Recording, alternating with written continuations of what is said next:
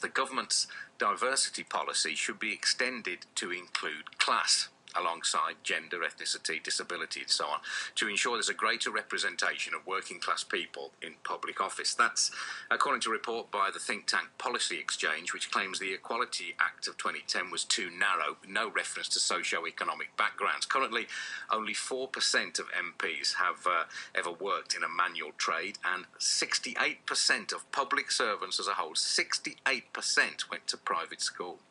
Dr. Michael Pinto-Dushinsky is the author of this report, and Stuart Craft is from the Independent Working Class Association. He was a city councillor for Oxford for 10 years.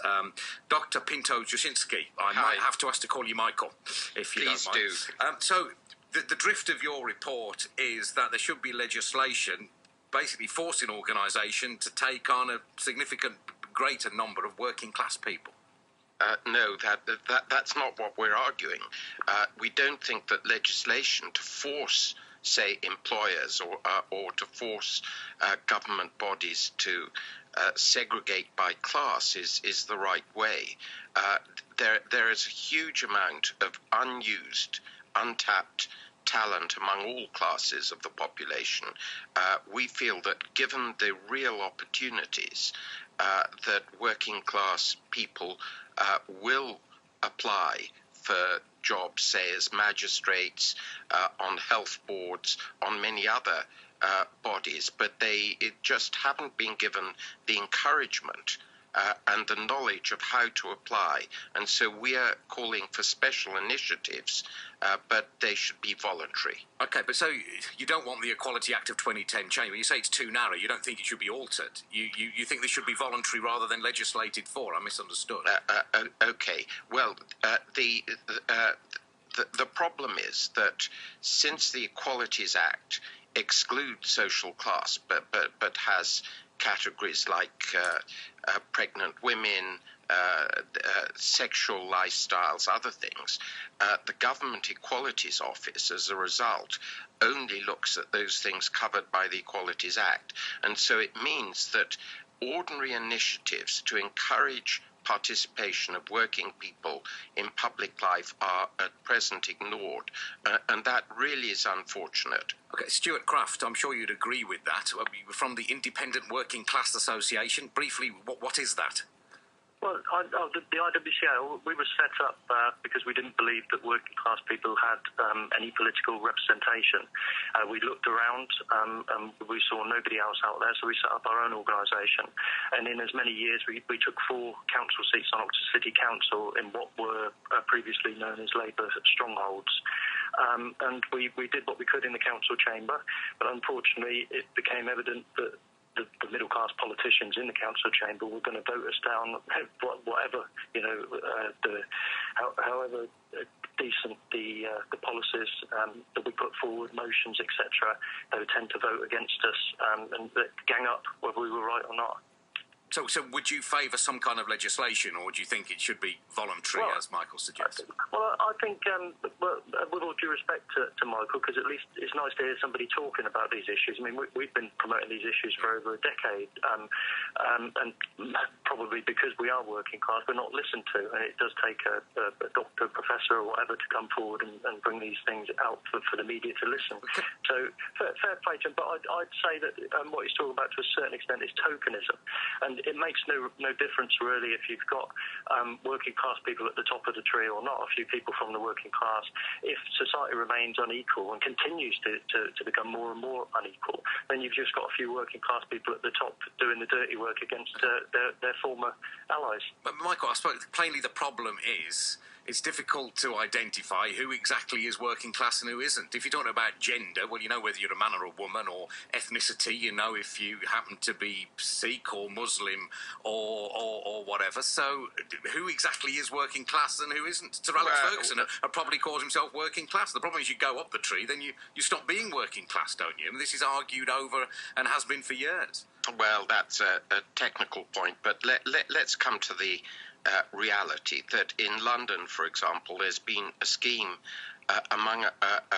in a company that employs about 5,000 bus drivers, and they have succeeded in encouraging numbers of those bus drivers and transport employees to apply successfully to become magistrates, and they've done this partly in cooperation with their employers who've given them the time off, and that is a real scheme. Operation Black Vote has done this with magistrates to encourage people from ethnic minorities to apply to be magistrates, and they have done this partly by letting them see the work of magistrates before, so that there are very practical things. It's not tokenism at all, because we're talking about things like national health trusts and boards, and it's the ordinary patients that must be represented to bring proper complaints and proper experience there.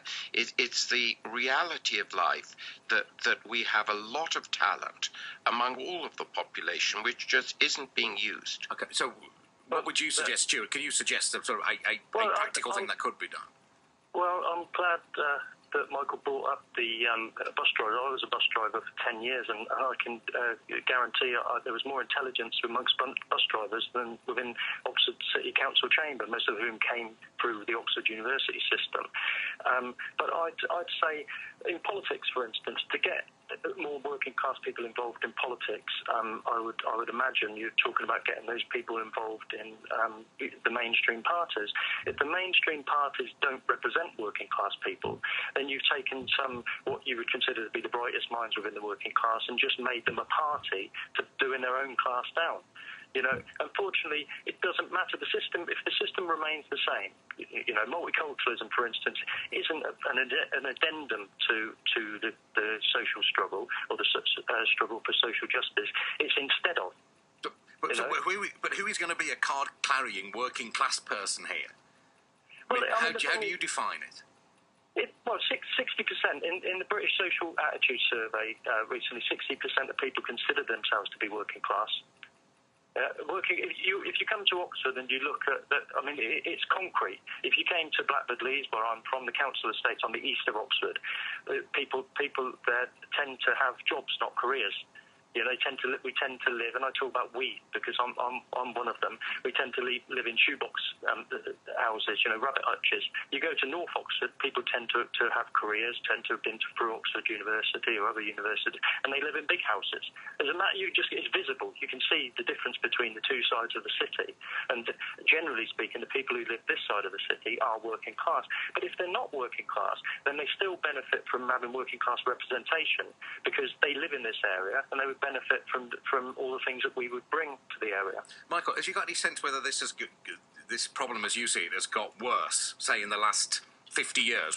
Did you have a better chance of getting somewhere in life 50 years ago as a working class person than you do now? Well, it's a very funny thing that this conversation goes around Oxford and the different sides of Oxford, because my first election was an election in Blackbird Leys in a working class estate many years ago. And the thing that struck me was that educational opportunities, reading, that we tried to get schemes to make sure that there weren't disadvantages, that a big estate was almost cut off from the rest of Oxford, and the real deprivation wasn't poverty. It was deprivation of aspiration, of the Michelle Obama saying yes we can. And the fact is that there are opportunities in Britain for all citizens, but we have this culture of people remaining in their classes, of not aspiring, and public office is one of the aspects that is very important, not only elective office, but jobs in public appointments, and we need to see all groups of our population represented if we're to have a well-working society. Okay, thank you very much indeed, Dr. Michael Pinto-Dushinsky at the Policy Exchange, and Stuart Kraft from the Independent Working Class Association. Now, you know that Prince Harry and a team of